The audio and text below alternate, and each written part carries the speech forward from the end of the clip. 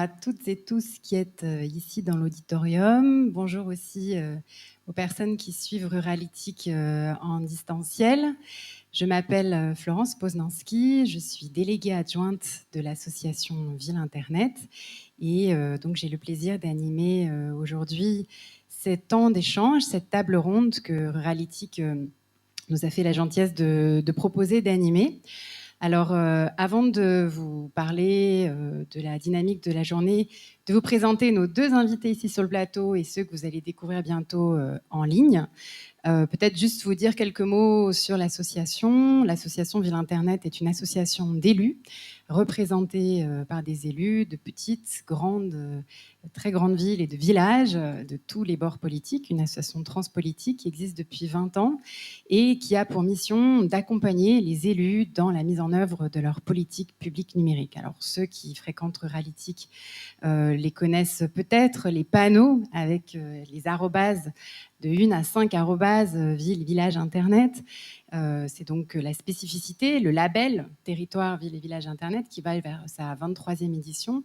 Et également, depuis 3 ans, et ce sera un peu plus spécifiquement l'objet de notre discussion aujourd'hui, le Congrès national des numériques, des élus au numérique, qui invite donc les élus qui ont cette délégation, qu'ils soient au niveau des communes, qu'ils soient maires, conseillers municipaux, vice-présidents, d'échanger sur cette délégation au numérique, ce qu'elle signifie et surtout quelles sont leurs attentes par rapport à l'autorité, la représentation nationale et aussi faire réseau entre les collectivités. Et donc, aujourd'hui, nous avons quelques représentants de ces élus qui sont de la région, mais également d'autres parties de France qui sont réunis avec nous.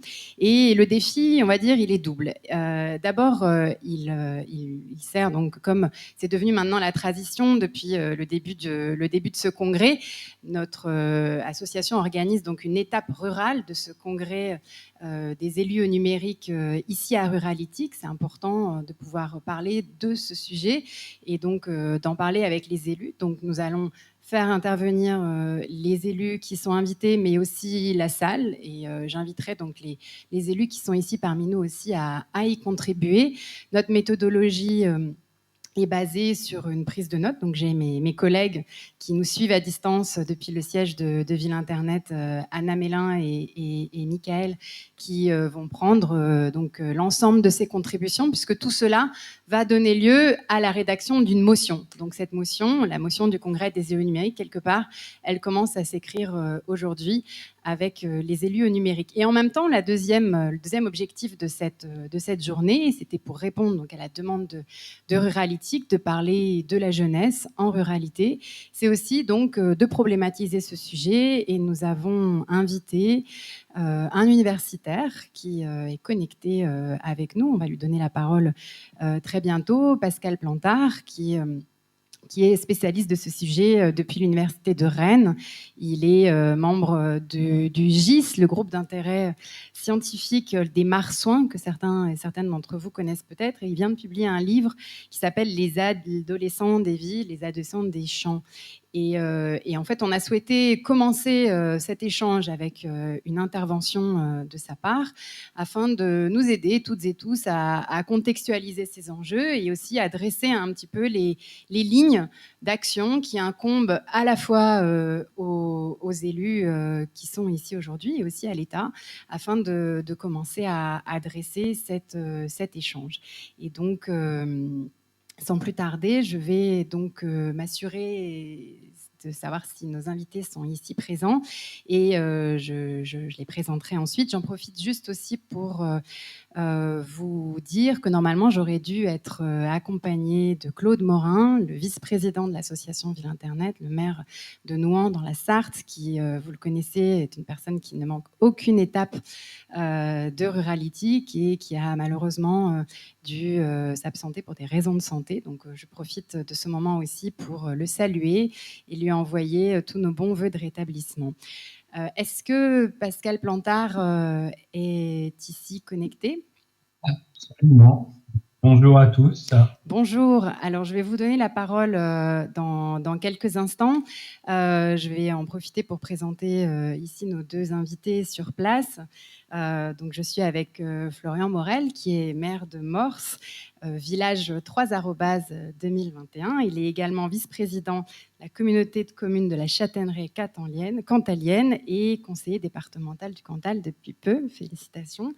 Et je suis également entourée d'Anthony Palermo, qui est maire de Saint-Éloi-des-Mines, dans le Puy-de-Dôme, et également vice-président de la communauté de communes du pays de Saint-Éloi en charge du numérique. Donc, je les remercie d'être présents et d'accueillir physiquement en tant que voisin notre étape rurale du Congrès.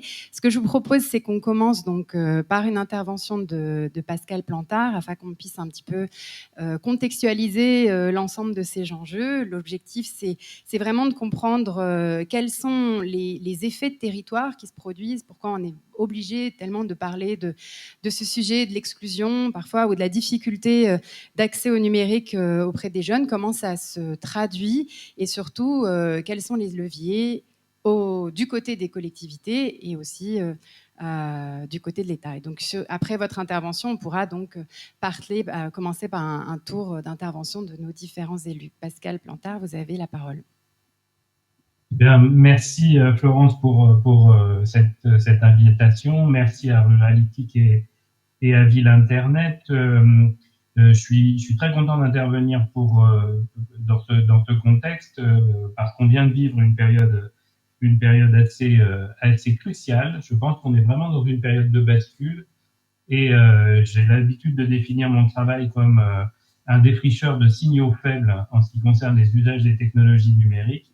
Le moins qu'on puisse dire, c'est que le Covid a fait monter nos signaux faibles en signaux très très forts, tant et si bien que je pense qu'aujourd'hui nous vivons ce qu'on appelle un fait social total, en référence à Marcel Mauss, une transformation complète de la société, dans lequel finalement la question numérique est vraiment très très importante.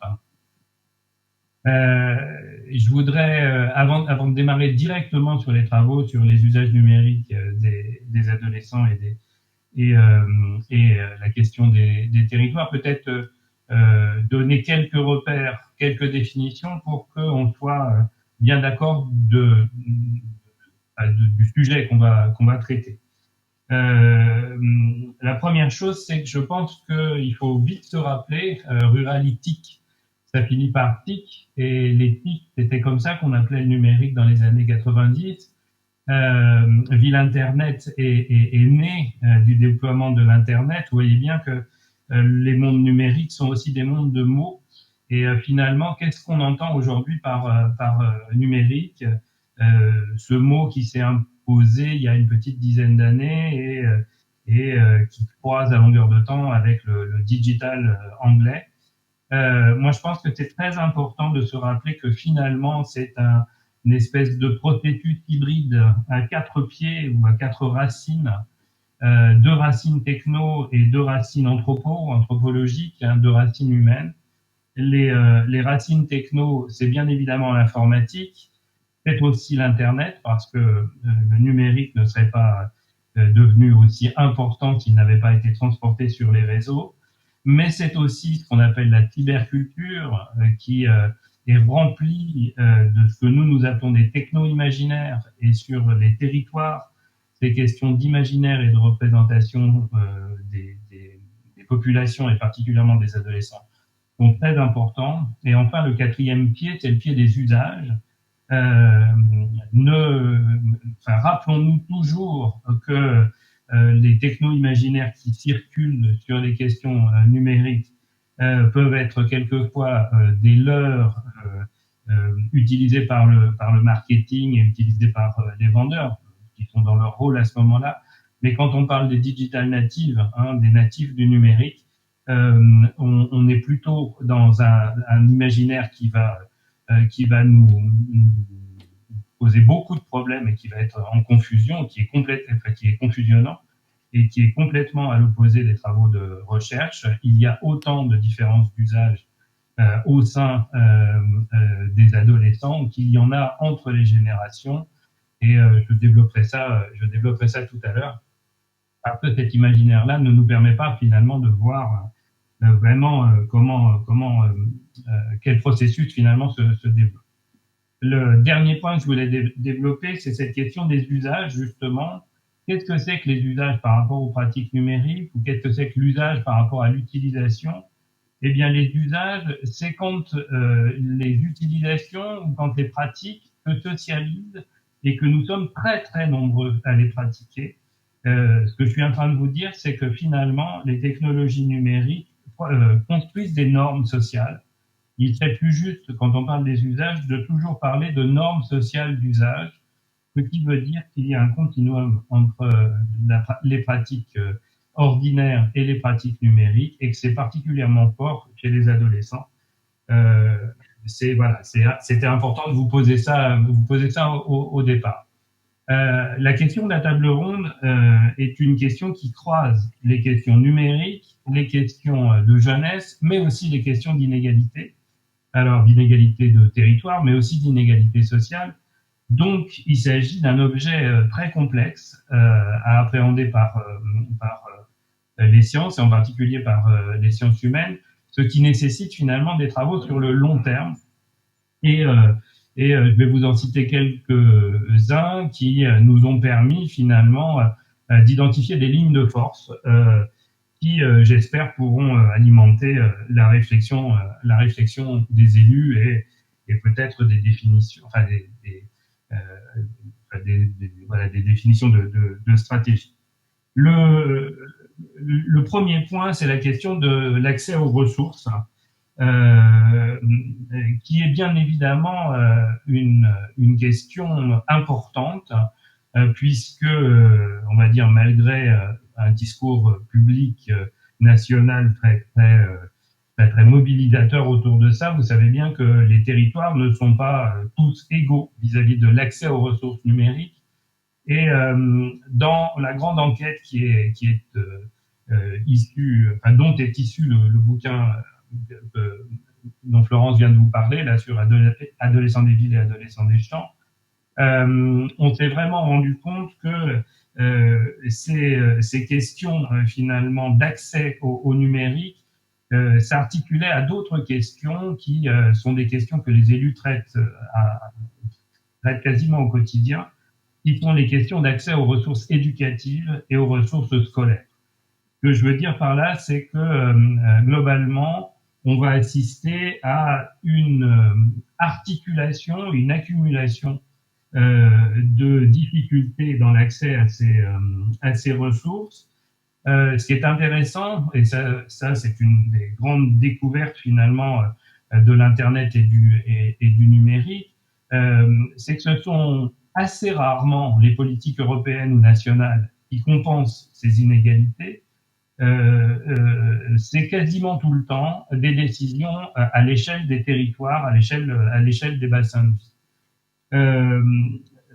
En gros, ce que nous avons constaté, c'est que lorsqu'une politique publique locale était explicite sur, par exemple, la lutte contre les inégalités scolaires, le soutien aux familles en difficulté et l'accès au numérique, il y avait un croisement de projets autour de ça. Eh bien, en ce qui concerne l'offre, assez clairement, les territoires sont dans des dynamiques de compensation de l'offre. Alors, compensation de l'offre par développement de lieux de médiation numérique, compensation de l'offre par développement, soutien à des projets, on va dire, qui rassemblent l'éducation populaire, l'éducation nationale, le monde associatif, les parents d'élèves, etc. Et vraiment très intéressant, c'est de constater que finalement ce processus touche assez directement aujourd'hui les familles, puisque nous avons mené l'année dernière une enquête pendant le premier confinement qui s'appelait Cap-Unicrise. Alors, je ne veux pas faire long sur les méthodologies Marsouin, mais sachez que nous travaillons de manière cumulative. Donc, on existe depuis 2002, donc en fait, on a des données sur un certain nombre de territoires, et particulièrement la Bretagne, puisqu'on est implanté en Bretagne, qui nous permettent d'avoir des mesures comparatives un petit peu du type avant-après le confinement. Et en ce qui concerne cette enquête Cap-Unicrise, j'ai largement eu l'occasion de m'exprimer dans la presse là-dedans. Un des phénomènes majeurs, c'est l'explosion de la communication entre les parents et les enseignants pendant l'épisode école à la maison. Et quelque chose qui a été encore plus surprenant et on va dire presque contre-intuitif, en tout cas du côté de la littérature scientifique, il n'y avait pas de trace de ça, c'est de se rendre compte que les parents en zone rurale isolée ont été encore plus mobilisés sur le suivi scolaire et sur comment dire, la communication avec les enseignants, probablement pour compenser des difficultés à avoir accès aux ressources scolaires et à avoir accès aux enseignants directement.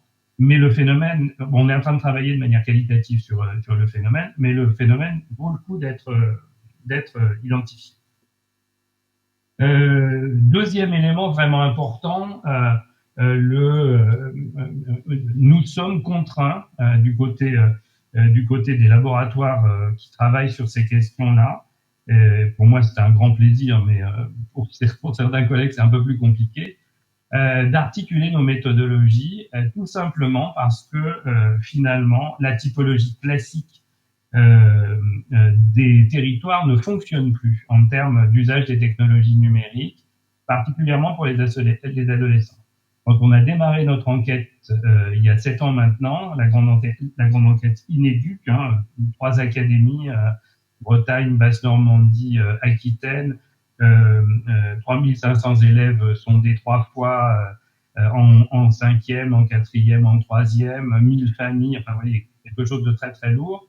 On s'est assez vite rendu compte que finalement les critères classiques urbain, périurbain, rural fonctionnaient pas.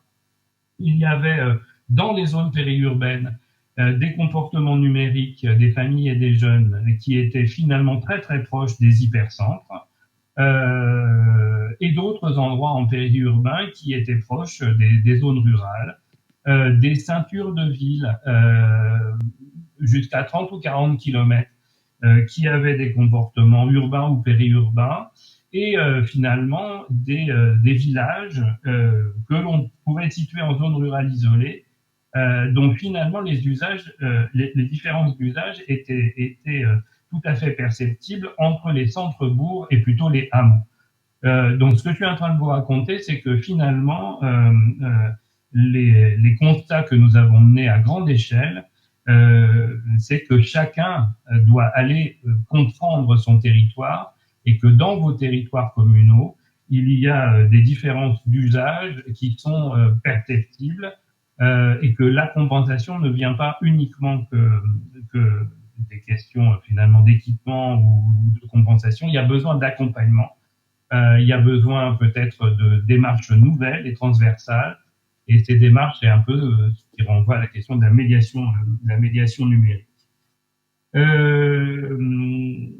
Dernier peut-être point pour tenir mon timing et puis vous donner un certain nombre de repères, la question finalement de la scolarité. Vous savez qu'en France, à peu près toute l'éducation se définit vis-à-vis de l'éducation formelle, c'est-à-dire de l'école. C'est une des caractéristiques françaises, y compris l'éducation populaire, y compris l'éducation familiale, y compris l'éducation informelle, et qu'on va dire globalement les apprentissages faits avec les technologies numériques. Donc, je travaille là-dessus depuis 30 ans, donc je peux vous dire que ce n'est pas une affaire récente, souffrent de ça. C'est-à-dire que globalement, on va réfléchir aux bénéfices des technologies numériques pour les jeunes en ce qu'ils apportent ou non réussite ou pas scolaire. Alors on a pris le taureau par les cornes et on a croisé des pratiques numériques avec les résultats scolaires de notre cohorte. C'est assez étonnant. On a un classique en fait. Le grand classique, c'est plus de 2 heures par jour de connexion Internet, plus de 200 SMS par jour et un équipement très important dans la chambre est corrélé, vous connaissez la formule magique des sciences humaines, toutes choses égales par ailleurs, est corrélé à de moins bons résultats scolaires. Sauf que quand on a dit ça, on répète quelque chose qui est assez connu finalement de la littérature. En gros, ceux qui sont surexposés aux écrans ont de moins bons résultats scolaires. C'est pour ça qu'on est rentré finalement dans des typologies d'usage. Et on s'est rendu compte que finalement, la surexposition était plutôt due aux réseaux sociaux qui aujourd'hui s'articule avec les plateformes de VOD de type Netflix, etc., les plateformes de vente qui, sur le modèle d'Amazon, n'arrêtent pas de harceler, de solliciter l'attention, hein, c'est la fameuse économie de l'attention de nos adolescents. Et effectivement, on s'est rendu compte qu'il y avait d'autres usages et qu'on a proposé de travailler sur une typologie, les usages documentaires. On parle de Wikipédia, mais on parle aussi, j'étais hier sur France Inter pour en parler, on parle aussi de ces youtubeurs qui font, on va dire, de la vulgarisation scientifique, on parle aussi de ces sites qui sont spécialisés pour l'initiation à tel ou tel type de métier, etc., etc. Et une troisième catégorie qui sont finalement les usages récréatifs. On parle essentiellement des jeux vidéo et des jeux en ligne. Eh bien, dans nos résultats, il s'avère que une pratique intensive, mais toutefois pas envahissante, une pratique intensive documentaire et particulièrement des jeux vidéo en ligne est corrélée à des résultats scolaires meilleurs. Ça veut dire que globalement, les usages sont différenciés et que quand il s'agit de politique éducative sur les territoires, il faut essayer de réfléchir à ça. C'est-à-dire que globalement, le numérique n'est ni bon ni mauvais par nature. Il y a des usages très différenciés qui sont, on va dire, transportables ou non dans le monde scolaire.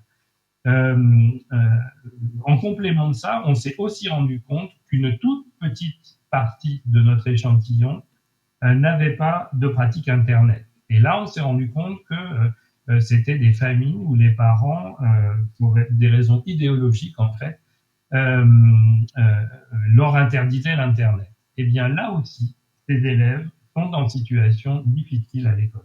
Donc vous voyez, comme une partie de la socialisation de nos jeunes passe par le numérique aujourd'hui, là encore en éducation, toutes les questions de mesure, lorsqu'on supprime complètement ou lorsqu'on laisse aller complètement, eh bien c'est pas bon, y compris sur le plan scolaire.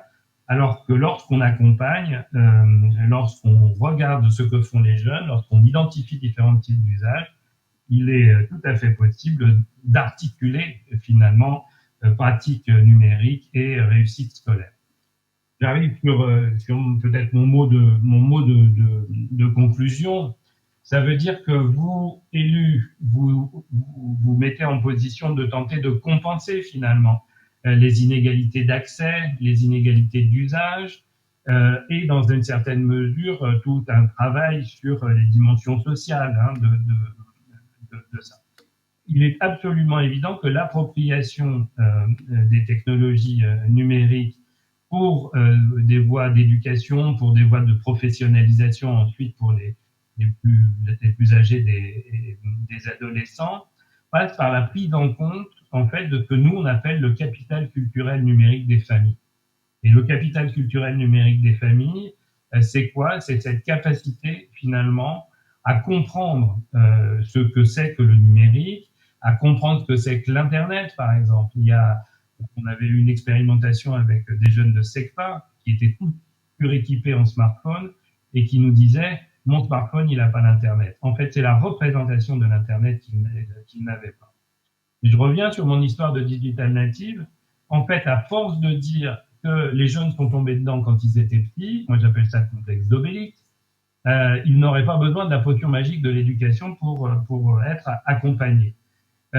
C'est tout le contraire. Finalement, les plus vulnérables rentrent probablement dans des logiques de surconsommation des technologies numériques sans distance, ce qui explique aussi un certain nombre de dérives de type violence, harcèlement, etc., sur Internet, mais qui est en face d'un grand processus, d'un processus généralisé et qui est très important, et où, à mon avis, les territoires ruraux ont vraiment une spécificité à jouer, c'est ce que j'appelle le dessaisissement parental. En fait, les questions numériques, les pratiques numériques sont envahissantes dans les familles, sauf que les parents et les enfants ne font pas la même chose avec les technologies numériques et font très peu de choses ensemble. À partir de ce moment-là, on assiste finalement à un dessaisissement, comme si le numérique ne faisait pas partie de l'éducation familiale. Et là, il y a un vrai soutien à apporter. Et pourquoi je vous dis que les territoires ruraux ont de l'importance? Parce que c'est plus difficile finalement dans les territoires ruraux. Il y a des questions d'accès, il y a des questions de culture, il y a des questions de médiation numérique. Et peut-être que vos habitants et les familles qui sont dans vos territoires sont peut-être plus à l'aise finalement pour se dire là ça va pas, il faut que j'y aille. Il me semble que il y a quelque chose à développer. Dans la Gazette des communes, j'avais appelé à des conseils citoyens du numérique. Je pense qu'il faut travailler le numérique en même temps sur le plan évidemment économique, mais les questions sociales et les questions éducatives doivent être traitées en même temps que les questions de citoyenneté. Sinon, on a un risque, et ce risque, il est perceptible aussi dans nos travaux, c'est l'augmentation de ce qu'on va appeler la déconnexion volontaire. Il y a de plus en plus de nos citoyens qui disent que finalement le numérique c'est le mal, que c'est les grandes multinationales, que ça pollue la planète, etc., etc. Ce phénomène était un peu, comment dire, total ultra minoritaire et très très très peu développé. Il s'avère, on l'a vu à travers le mouvement des Gilets jaunes, on avait mené une enquête là-dessus, que cette question-là de rejet des technologies numériques peut être une question qui peut être très embarrassante sur les territoires, en particulier lorsque on se retrouve nez à nez avec les situations qu'entraîne la dématérialisation. Mais là, je sors un peu du sujet jeunesse. Mon mot de la fin, ça sera de vous dire qu'il y a probablement en ce moment une transformation globale de la société qui est en train de transformer nos adolescents. Et que la partie dont je vous ai parlé tout à l'heure n'aiment pas forcément l'école, hein, ceux qui font des jeux vidéo, qui vont sur Wikipédia, qui vont voir les blogs, etc., etc., c'est ce que j'appelle les élèves braconneurs. Et en fait, la logique des usages, c'est qu'on n'accepte jamais complètement et entièrement la proposition commerciale, on la détourne toujours un petit peu. C'est exactement ce qui s'est passé avec YouTube, qui au départ était une plateforme de jeux vidéo et qui devient finalement un réseau social multidimensionnel que les ados investissent à leur manière. Voilà, je vais conclure là-dessus, au moins pour ce premier tour. Merci de votre écoute. Merci Pascal Plantard. C'est intéressant parce qu'effectivement, ça nous renvoie à des choses que probablement nos élus connaissent bien et en même temps des choses aussi, et c'est toujours le regard universitaire nous permet d'avoir des biais et de se rendre compte qu'il y a des choses auxquelles on ne s'attend pas, notamment les jeux vidéo, puisqu'on était loin d'imaginer que les jeux vidéo pouvaient améliorer le résultat scolaire lorsqu'on a des parents qui se plaignent en permanence de leurs enfants qui sont démissionnaires à l'école parce que c'est des jeux vidéo. Alors, je vois qu'il y a déjà des micros qui se brandissent et puis je vois que mes voisins ont pris beaucoup de notes, qui nous diront s'ils sont d'accord ou pas d'accord. Peut-être avant de passer la parole, je vais aussi présenter nos deux autres invités qui sont connectés et qui nous parlent depuis d'autres endroits de la France. Alors, en remerciant pour participer avec nous Isabelle Clotz, qui est adjointe à la maire de Forges-les-Eaux, en Seine-Maritime, une commune qui est 5@2021. Bonjour madame. Bonjour. Et Hugo Biolay, qui est maire de Vinzieux, un peu plus proche de nous en Ardèche, également conseiller communautaire à la communauté d'Annonay-Rhône-Aglo. Bonjour monsieur. Alors, bonjour, merci beaucoup. Bonjour. Alors, avant de parler, j'ai vu que Anthony Palermo a brandi son micro. Il a peut-être des choses à dire. Alors, est-ce que vous êtes... Qu'est-ce que vous en dites de tout ce qui a été dit là? Est-ce que ça renvoie à des choses que vous voyez? Est-ce que vous avez aussi mis en place des choses au début de son intervention? Pascal Plantard disait justement que c'était finalement les politiques locales qui étaient celles qui étaient en mesure de compenser le plus les inégalités. Comment vous voyez ce scénario-là de votre côté en tant qu'élu, justement? En tant qu'élu, le premier enjeu finalement autour de ces sujets-là, c'est le dialogue avec la population, parce que autour des questions numériques, il y a énormément de croyances, et on en parlait de cette croyance autour du digital native ou du nez avec le numérique, ou l'asservissement autour du numérique, etc. Il y a beaucoup de croyances, et la première des choses, c'est le dialogue avec la population. Moi, je dis souvent, un peu outrageusement, il n'y a pas de fracture numérique, il y a plus des sentiments de fracture numérique qu'une réelle fracture numérique. Pourquoi je dis ça? Je le dis si on prend dans une salle avec des personnes qui ont régulièrement l'impression d'être en fracture numérique, on leur dit alors pourquoi vous êtes en fracture? Parce que le numérique c'est pas pour moi, je suis pas né avec, c'est trop difficile, etc., etc. Et puis si on leur pose la question, mais qui parmi vous vend des vieux t-shirts sur Marketplace Facebook? La moitié de la salle lève la main. Qui parmi vous appelle les petites annonces Le Bon Coin pour échanger vos trucs? Tout le monde, une bonne partie de la salle lève la main. Si on leur demande qui utilise Doctolib pour la vaccination en ce moment, l'autre moitié de la salle lève la main. On se rend compte finalement que, et M. Plantard le disait, il y a une très petite partie en fait de la population qui n'a pas du tout d'usage numérique. Donc finalement, il y a très peu de disqualifiés total du monde numérique. Et l'idée, c'est de pouvoir composer avec les particularismes individuels et les particularismes locaux. Nous sur une chose que l'on remarque beaucoup à Saint-Éloy-les-Mines, et notamment en travail avec les établissements scolaires, c'est que les jeunes enfants ont des facilités déconcertantes à consommer, pas être acteurs, mais consommer du contenu numérique sur des petits écrans, donc tablettes et téléphones portables. Mais dans le même temps, on voit une difficulté d'apprentissage de plus en plus grande sur le retard sur la lecture, sur le langage et surtout sur les temps de jeu.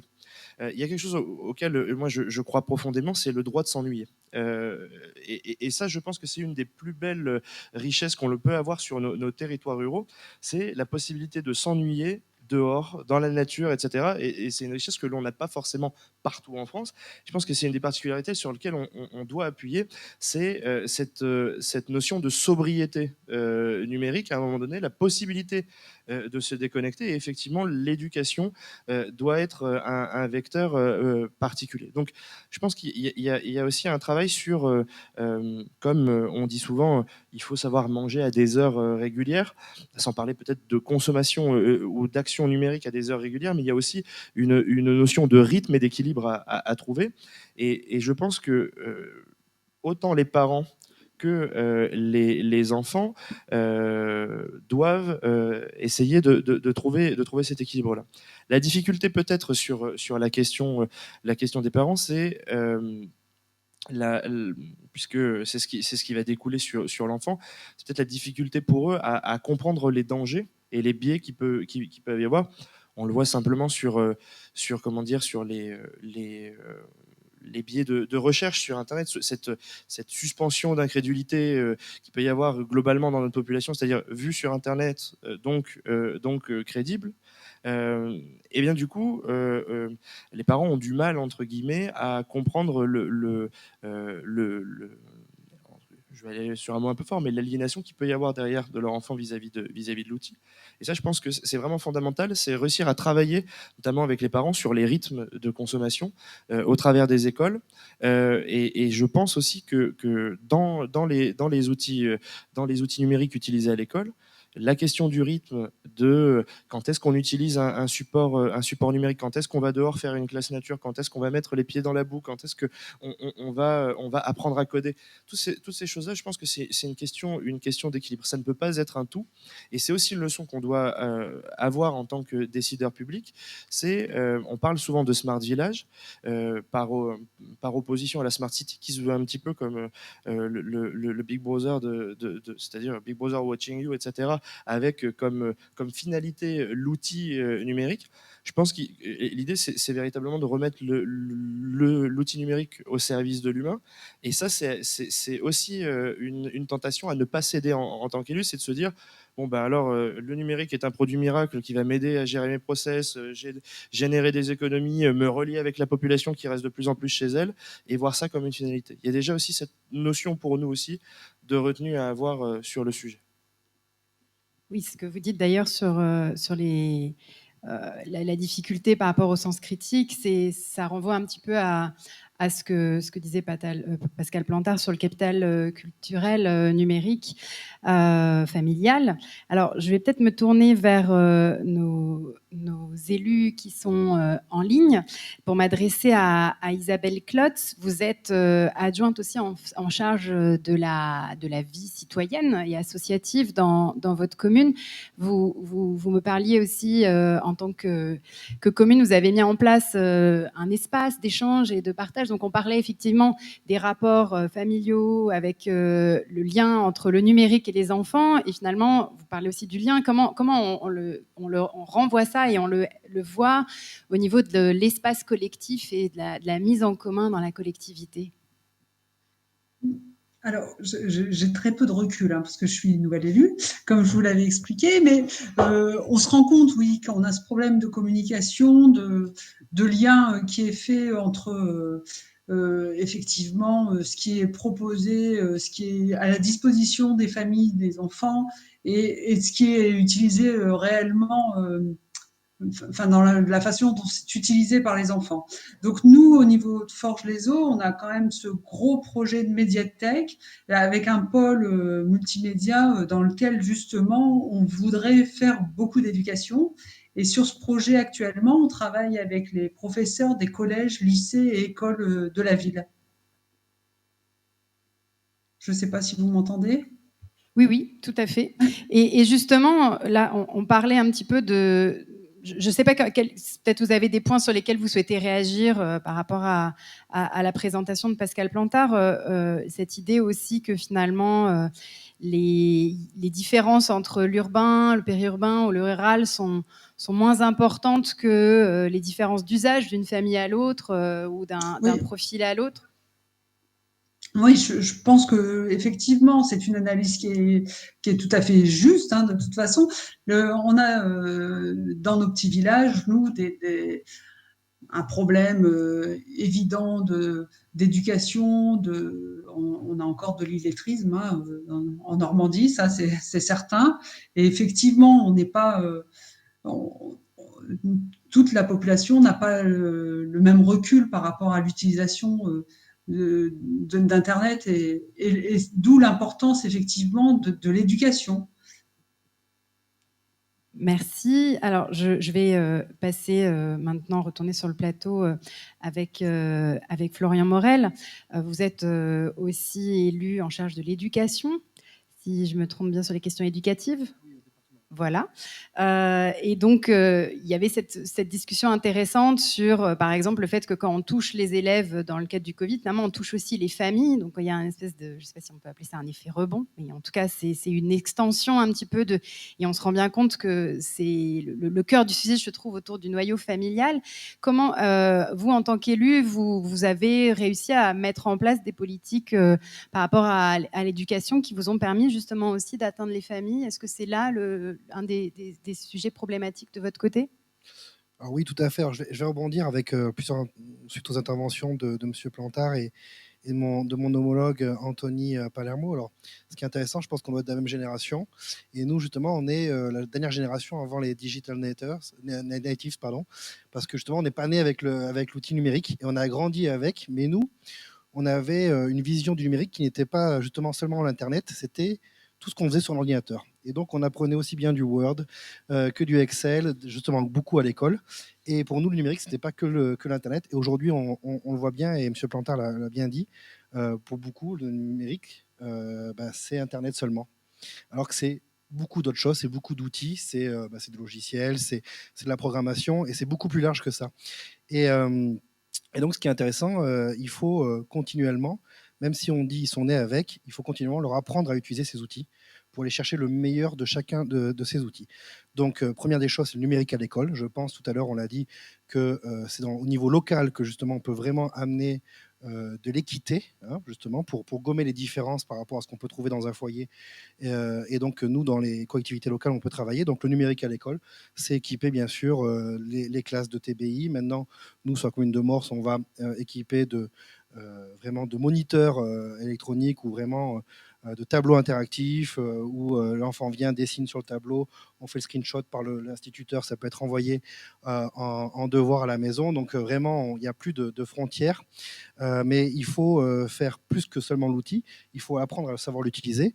Donc c'est justement pour aussi encourager la collectivité qui est en Normandie, c'est des espaces comme la bibliothèque, la médiathèque, ludothèque, mettre des outils à disposition, faire venir les écoles pendant le temps scolaire, mais aussi après pour venir utiliser ces outils, mais aussi utiliser autre chose dans le même lieu. Donc on fait aussi par exemple des concours de lecture à la bibliothèque au même endroit où justement il y a la médiathèque, pour comprendre que dans un même espace, on peut aussi bien se développer par la lecture que par l'outil numérique. Donc c'est pas pour mettre justement un seul lieu qui est dédié qu'au numérique et cloisonné. Il faut justement, je pense, en tout cas c'est comme ça qu'on le voit, plutôt faire l'inverse. Il y a un sujet qui a été bien évoqué aussi, c'est la différence en fait urbain, périurbain et rural. Au sein même de la ruralité, on peut voir des différences. On l'a bien vu nous ces derniers mois avec justement l'éducation à la maison dans une même commune, en centre-bourg fibré, c'est le cas de ma commune qui était la première commune du Cantal qui était fibrée il y a de nombreuses années maintenant. Dans les hameaux, la fibre est toujours pas arrivée, on l'attend sûrement en aérien alors qu'on enterre tous les réseaux, mais ça c'est une problématique d'élus. Et donc au même moment où il y avait les parents qui devaient télétravailler, les enfants qui avaient l'enseignement à distance, là ça bloquait parce que le réseau n'était pas suffisant pour pouvoir permettre à toute une famille de télétravailler. Et les enfants ont été mis en difficulté parce qu'à un moment donné, les parents ont dit bah, attends, et moi aussi, j'ai des comptes à rendre à mon employeur. Et ça passait des fois avant même l'enfant. Alors, après, il y a un gros travail, je pense, des collectivités aussi. C'est accompagner aussi via, par exemple, nous, ce qu'on a mis en place, un conseil municipal jeune avec un maire, des adjoints. J'avais été moi-même maire il y a très longtemps du conseil municipal jeune. Donc, c'est une bonne aide à la démocratie. C'est comme ça que ça avait été créé dans les années 90 pour que les plus jeunes deviennent de bons citoyens et comprennent comment ils peuvent intervenir. Par exemple, on peut faire des campagnes, ce qu'on fait nous du World Cleanup Day, donc ramasser les déchets, leur faire des affiches, faire revenir leurs amis, leurs collègues, les collègues de classe au nettoyage, mais c'est aussi le Cyber World Cleanup Day. Comprendre aussi qu'on pollue par l'activité numérique, donc apprendre à savoir trier une boîte mail, ces choses-là, c'est des choses qui ne sont pas encore naturelles, mais il y a un gros travail à faire. Donc il y a toujours, on peut voir aujourd'hui, on peut mettre une action qui est physique et en même temps une action numérique. Et ça, c'est des choses qu'en tant que collectivité locale, on peut mettre en place. Donc là, il y a un vrai sujet. Et pour rebondir par rapport à ma délégation au conseil départemental, qui est très récente, vu que j'ai été élu il y a quelques semaines au niveau du département. En tout cas, nous, ce qu'on a voulu dans le Cantal, c'est mettre en place le campus connecté. Ça aussi, c'est ce qu'on peut faire de meilleur avec du numérique. On le sait, dans les territoires ruraux, on a des très très bons niveaux scolaires, collège, lycée. Mais on a beaucoup de lycéens qui ne s'empêchent de poursuivre dans des études supérieures de qualité ou qui correspondent vraiment à leurs attentes parce que l'éloignement, le coût pour rejoindre ces métropoles, la difficulté à se repérer dans des environnements qui ne sont pas familiers. On passe d'une commune de quelques habitants à une métropole avec d'autres usages, d'autres façons de vivre, des difficultés aussi familiales, l'environnement, vouloir rester aussi auprès de ses siens. Et donc, l'idée, c'est de dire, vous pouvez suivre depuis Aurillac et à partir de cette année, Saint-Flour et Mauriac, deux sous-préfectures assez éloignées de la préfecture donc d'Aurillac, suivre n'importe quelle formation qui existe en distanciel depuis le Cantal. Donc ça a été mis en place l'année dernière, il y avait 16 élèves, on est déjà à plus d'une vingtaine pour la rentrée prochaine, plus les nouveaux sites que je viens de vous développer. Et ça vrai plus parce qu'en fait, on dit c'est pour ce public-là, mais en fait, on peut aussi toucher d'autres publics. Une personne qui est plus âgée et qui veut reprendre ses études, se dire j'ai 35 ans, j'ai des enfants, je vais aller en amphi, c'est peut-être pas simple. Par contre, par le numérique à distance, je peux y arriver. Quelqu'un qui se retrouve qui veut changer de métier, sans prendre un grand virage, elle peut le faire depuis son territoire, alors qu'elle a déjà une famille, elle a déjà aussi son foyer. Donc le numérique peut vraiment, s'il est utilisé ainsi, être un vrai vecteur de progression et aussi, pourquoi pas, de la formation à distance pour la formation professionnelle. Depuis l'entreprise, on a besoin de monter en puissance sur un sujet en particulier. On va chercher la formation qui va bien et on le suit ici. Et ce qui est intéressant dans le campus connecté, c'est qu'il y a un tronc commun. Il y a de la méthodo, parce qu'on se rend compte que si on laisse quelqu'un en distanciel, on l'a bien vu sur la période passée, sur un an, au fur et à mesure, l'envie, la motivation, elle baisse, elle décroît, la fracture peut être là et on peut avoir des perditions. Donc il faut avoir des moments où on retrouve cet esprit de promotion, on va réunir tous ces élèves, on va leur expliquer comment bien suivre le distanciel, prendre des notes et aussi créer cette petite vie étudiante pour qu'ils soient raccordés à ceux qui sont là en présentiel. Donc voilà, il faut toujours du présentiel et du distanciel, mais pas que là. On est beaucoup dans le multicanal et je pense qu'il faut le faire dans toutes nos politiques maintenant. Oui, absolument. C'est effectivement ce multicanal aussi qui renvoie à l'ambiance familiale, la façon dont, au sein de la famille, les différentes personnes vont consommer ce contenu. Alors justement, Hugo Biolay, à la fin de son intervention, Pascal Plantard disait que même s'il y avait moins de différences entre les différents territoires, on se rendait quand même compte qu'au niveau du territoire rural, il y avait plus de défis dans cette mise cette socialisation par la famille autour des outils du numérique, à travers justement cette entrer dans les outils. Alors, est-ce que vous aussi, vous faites partie de cette génération des jeunes élus qui ont probablement aussi appris à se servir d'un autre type de numérique que celui des réseaux sociaux? Est-ce que vous êtes d'accord avec cette lecture et quels sont les leviers que vous avez pu mettre en place au niveau de votre commune et de votre communauté de communes aussi pour enrayer cela? Alors, bon, déjà, merci pour l'invitation. Et donc, je commencerai par dire que oui, je suis totalement d'accord avec cette lecture. Alors, je vais pas forcément vous parler de ce que j'ai mis en place. Moi, je suis aussi tout nouvel élu, donc on n'a pas encore eu le temps de cadrer les choses, mais quand même, il y a deux points en fait, que je voudrais aborder et qui ont déjà été bien brossés. Mais à l'égard de ce que j'ai pu vivre, bah déjà la première fracture numérique, c'est celle que j'ai vécue dans mon village. Donc moi aujourd'hui, je suis maire dans un village rural d'environ 500 habitants, et donc on a été fibré cette année. Jusqu'à cette année, l'accès au numérique était difficile. L'accès au numérique, c'était je voulais faire quelque chose, avoir accès à toute la partie internet du numérique, il fallait que j'attende 10 minutes, 15 minutes pour télécharger le document, etc. Et c'est extrêmement handicapant. Ça l'a été beaucoup pendant la crise du Covid. Et donc la première chose que je voulais développer, c'est voilà, ces inégalités un petit peu socio-territoriales qui sont liées au développement des infrastructures. Et là-dessus, Pascal Plantard a dit quelque chose de très intéressant et qui m'a beaucoup parlé, c'est la collectivité la plus locale qui va prendre en charge ces inégalités-là. Aujourd'hui, donc, je le disais à l'instant, j'ai la chance que ma commune soit en cours de fibrage depuis 8 mois maintenant. Et en fait, c'est dû à la volonté d'élus en Ardèche qui ont créé un syndicat économie mixte, Ardèche Drôme Numérique, où ça a été, entre autres, 2 départements, l'Ardèche et la Drôme, mais aussi les communautés de communes qui, depuis 10 ans, ont eu la bonne vision d'investir très lourdement. Hein. On parle de plusieurs centaines de milliers d'euros par an sur notre communauté de communes, par exemple, pour se dire, bah voilà, maintenant, on va financer l'arrivée du réseau fibré, donc de l'infrastructure qui va permettre le développement et l'ouverture. Et cette infrastructure-là, c'est une des grandes difficultés qu'ont les territoires ruraux, c'est que les grands opérateurs ne vont pas venir d'eux-mêmes, comme ils pourraient venir en ville, nous installer tout ça, on va dire, gratuitement et nous permettre d'utiliser les services.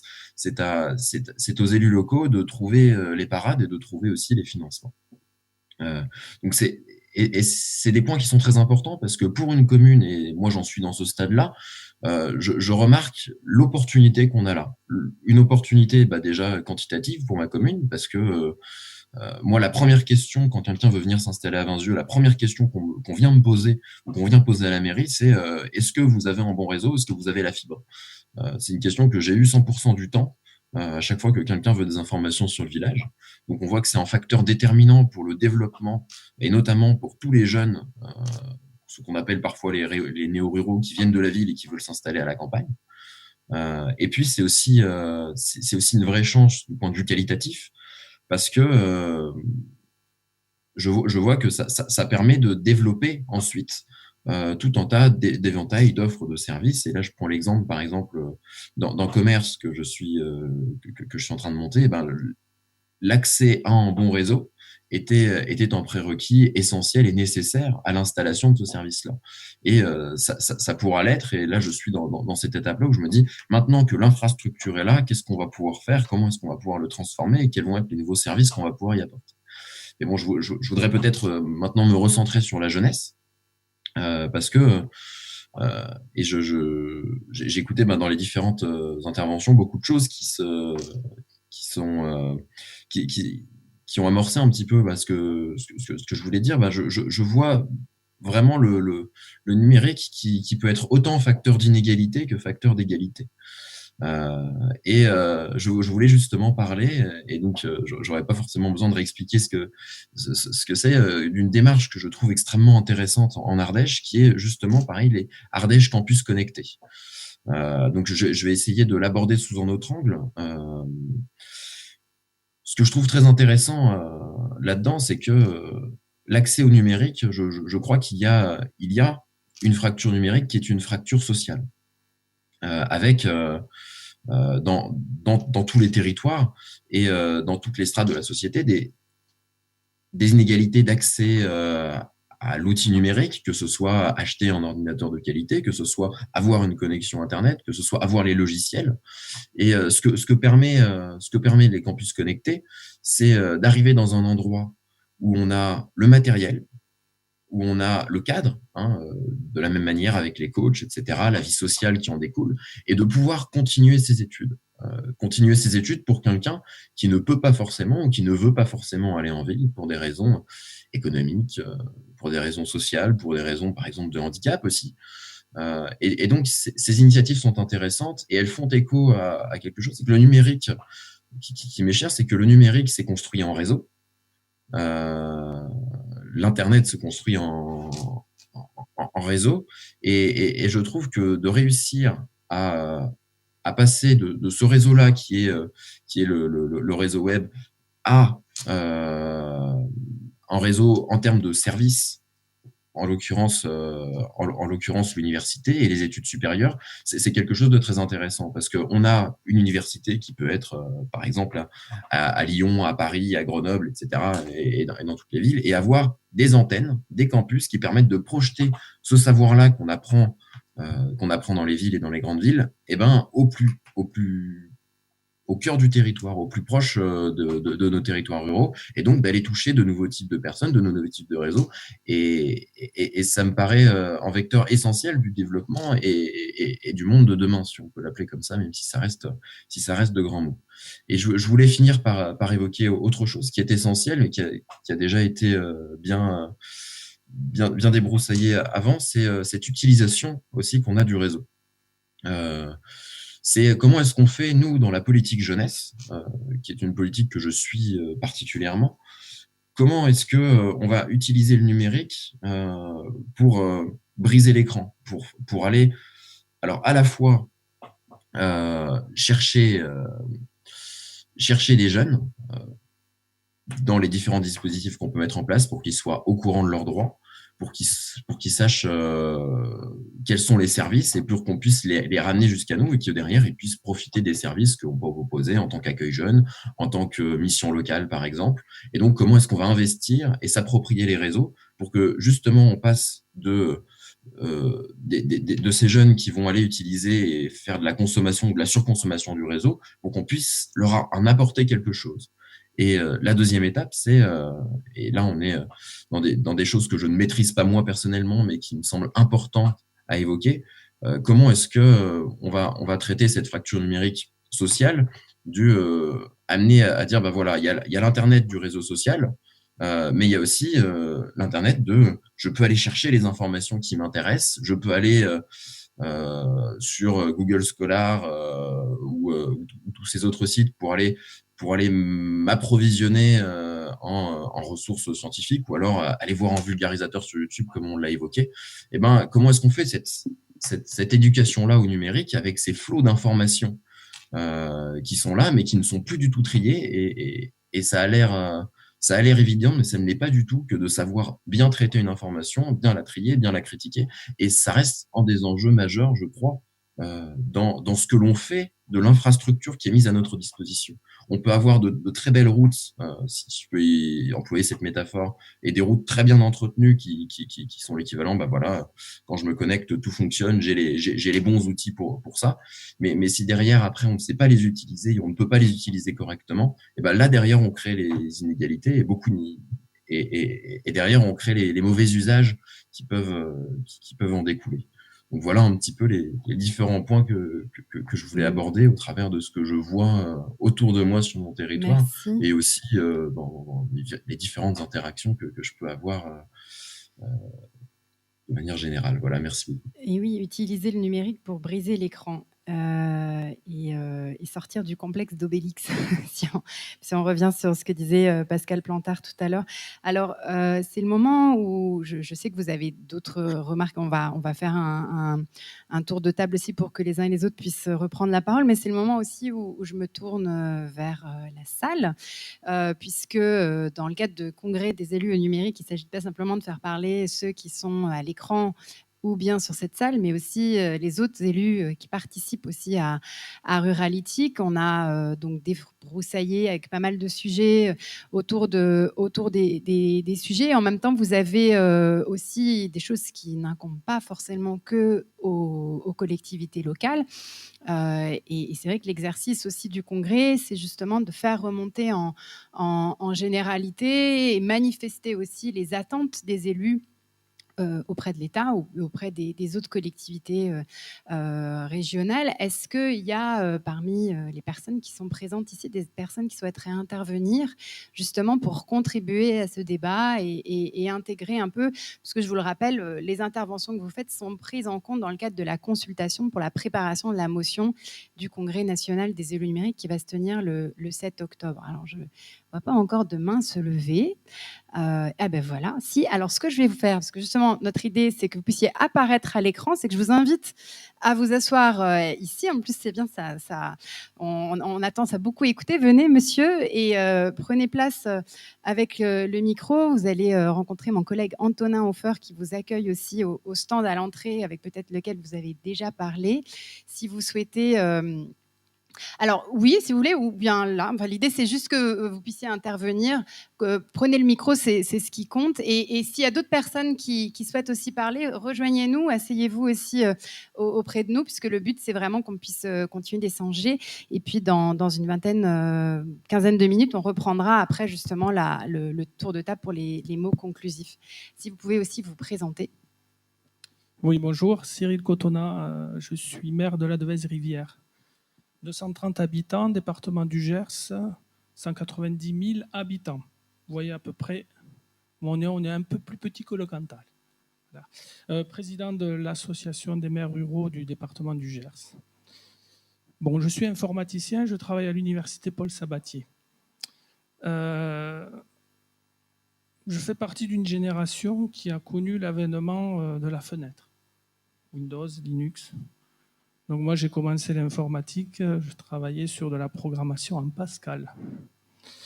Aujourd'hui, je crois on a beaucoup de jeunes font plutôt de la consommation, comme on consomme de l'eau, comme on consomme des aliments, comme on consomme de la culture, on consomme aussi des outils numériques. Alors beaucoup savent et utilisent et ont un smartphone. Par contre, on se rend compte, et en l'occurrence, là, c'est le côté professionnel qui va parler. On travaille, moi, je suis à un des IUT qui fait partie, qui est une composante de l'université Paul Sabatier. Eh bien, il y a une très forte méconnaissance de l'outil informatique en tant que tel, même en tant qu'utilisateur d'applications, que ce soit du traitement de texte, etc., nécessaire dans les formations, puisque nous sommes quand même un établissement qui forme des jeunes à Bac+2, Bac+3 maintenant, hein, avec les fameux bachelors, et donc ils vont rentrer dans la vie active et qui demain seront peut-être des gestionnaires voilà, de PME, PMI, etc., enfin, ou du génie civil ou d'autres choses. Donc ça, c'est assez inquiétant déjà. Et puis, il me semble que l'on doit encore travailler, nous, élus, mais on peut faire beaucoup de choses, nous, élus locaux, mais il faut qu'il y ait un ressenti et il faut qu'il y ait une écoute et un travail avec l'éducation nationale, avec un grand E. Je crois qu'aujourd'hui, il me semble que c'est plus ou moins dans les cartons la création carrément d'un corps de professorat à l'informatique, dès le plus jeune âge, je pense dès le collège, de manière à ce que l'informatique soit aujourd'hui une matière enseignée comme une autre. Il me semble, parce qu'effectivement, on se retrouve avec des gens qui sont des consommateurs, qui utilisent leur smartphone, mais qui finalement, pour eux, voient pas que derrière l'Internet, qui est finalement un réseau, qui a permis, on l'utilise aujourd'hui, on a vu l'avènement, on était au cœur, parce que effectivement, on est arrivé à avoir des réseaux de fibres, donc de très haut débit, parce qu'on est arrivé à avoir finalement un travail et une normalisation des réseaux avec une seule type de normes, et qu'aujourd'hui, on peut faire à peu près avoir accès à un certain nombre de consommation de culture ou d'autres choses à travers ces réseaux. Et il me semble qu'une des notions importantes, c'est vraiment que l'informatique ne soit plus une valeur ajoutée, mais soit vraiment, à mon sens, une matière enseignée dès le plus jeune âge. Merci. Effectivement, ça renvoie aussi à ce qui était dit sur l'apprentissage du codage, etc. Merci, Monsieur Cotonna. Vous pouvez aller vous rasseoir. Est-ce qu'il y a d'autres personnes qui souhaitent intervenir aussi? Alors, parmi justement les attentes par rapport à l'État, vous avez mentionné la question de l'éducation nationale. Il y a aussi une des grandes actualités, c'est la mise en place des conseillers de médiation numérique, qui a donc essayé de viser justement à l'ensemble de ces actions. Est-ce que dans vos collectivités, vous avez des retours sur la façon dont ça s'est fait, des commentaires aussi, ou des propositions d'amélioration parmi les intervenants des uns et des autres? Alors, je vois qu'il n'y a pas encore de main qui se lève. Oui. Ah, si vous souhaitez, venez également. Je peux pas faire signe, mais je voulais bien intervenir parce que très bien. Pendant ce temps-là, monsieur va venir s'asseoir auprès de nous. Allez-y, monsieur Violet. Cette intervention, elle me faisait beaucoup écho au dernier point que j'ai essayé un petit peu de développer rapidement. Et c'est vrai qu'en tant qu'élu local, c'est une question sur laquelle j'ai très vite tendance à prendre un petit peu de hauteur et à voir, pour sortir un petit peu de ces études-là et de voir un petit peu ce que m'a appris d'un côté ma scolarité et de l'autre côté ce que j'ai pu apprendre par moi-même. L'importance, quand on parle des questions informatiques, de l'éducation et de l'éducation que l'on pourrait faire. Alors, il y a savoir maîtriser l'outil informatique, mais je voulais aussi compléter, il y a autre chose qui me semble très très important, c'est dans l'informatique, il y a information. Et ça nous donne accès à l'information, accès à tout un flot d'informations. Et là où il y a aussi nécessité de travailler, c'est savoir comment est-ce que, une fois qu'on maîtrise l'outil informatique, qu'on maîtrise le Word, qu'on maîtrise, comment est-ce qu'on fait pour maîtriser toutes les informations que l'on reçoit, qui sont extrêmement nombreuses, qui sont extrêmement diverses, qui sont de qualité extrêmement diverses. Et c'est une solution c'est une part de solution, en tout cas, à de nombreuses problématiques que l'on rencontre, qui part des dérives complotistes. Je n'ai pas forcément de deuxième exemple qui me vient tout de suite en tête pour compléter. Mais en tout cas, c'est vrai qu'il y a vraiment matière, et là-dessus le rôle que l'on peut avoir à jouer, c'est tous ces clubs. Alors il y en a pas dans mon village, mais il y en a dans des villages autour du mien, et c'est pour ça que je prends cet exemple. Mais des clubs, des associations, ou parfois des mairies qui vont mettre en place au-delà de l'école, ces manières de comment est-ce que je fais pour utiliser le numérique, avec des groupes qui se réunissent toutes les semaines, tous les mois, pour apprendre à maîtriser ces outils. Et là-dessus, nous, on peut avoir peut-être en tant qu'élu local, en tout cas, des débits à mettre, mais qui vont rester à la marge de ce que pourrait faire, je pense, aujourd'hui l'éducation nationale. Et il y a un vrai sujet là-dessus, ça j'en suis convaincu. Merci Monsieur Biolay. Alors j'en profite avant de passer la parole à Monsieur le maire de faire une petite session de publicité parce que Ville Internet a mis au point depuis l'année dernière un outil qui s'appelle Source de confiance, qui a vocation à faire ressortir dans vos recherches les contenus qui sont issus de sites à caractère public et universitaire. Donc c'est justement une aide pour essayer de débroussailler dans les recherches des navigateurs de vos recherches diverses et variées ce qui est de confiance, c'est-à-dire ce qui est produit par les services publics et les collectivités. Donc on pourra en reparler. Monsieur le maire, vous aviez aussi des éléments à ajouter sur cette question de la médiation numérique?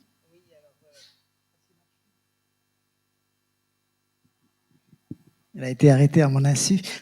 Donc, Antoine Corleur, je suis le maire d'une commune du Finistère, Plourin, à proximité de Brest. Et donc, moi, je suis maire depuis très longtemps, hein, parce que ça fait 32 ans que je suis maire. Je suis à mon 6e mandat, mais c'est le dernier, je vous assure. Et donc, on était dans les pionniers, justement, pour développer une offre numérique, hein, puisqu'on a un cyberespace. C'était une politique régionale qui avait été mise en place ça fait quelques années. D'ailleurs, je suis adhérent à Ville Internet depuis déjà également depuis très longtemps, pratiquement un des premiers adhérents, je pense, dès que ça a été créé. Et on a toujours eu une volonté politique. Alors, je pense que c'est vrai qu'il faut d'abord avoir une vraie volonté politique au niveau d'une commune. La commune fait aujourd'hui 1250 habitants.